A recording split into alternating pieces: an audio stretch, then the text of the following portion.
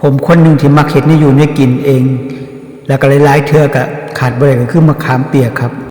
ผมก็หวนคิดไปถึงที่มาของมะขามเปียกว่ามาจากไสผู้นั้นแกะผู้นี้แกะเขาก็แกะสักแต่ว่ามาขายเนาะก็บ่ได้คือใส่ปากเพิ่นปากตัวเด้ก็บ่ว่าเขาดอกเขาแกะเอาฟ้าวเขาก็แกะเขาก็เซ็ดขี้มูกผมคิดเนาะเซ็ดขี้มูกเซ็ดขี้ดังเกาก้นจกก้นจกดากโอ้ยข้อยก็คิดไปทั่วละตามภาษาคุณคิดหลายข้อยก็เลยคิดว่า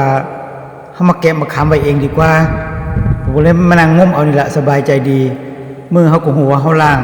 หยังเฮาก็ฮู้ว่าเฮาสะอาดในพอใจของเฮาน่ะสบายใจเนาะเฮ็ดเอาสบายใจพี่น้องเพราะมะขามมันไม่ได้พัดเจอไหลมันได้ผ่านความร้อน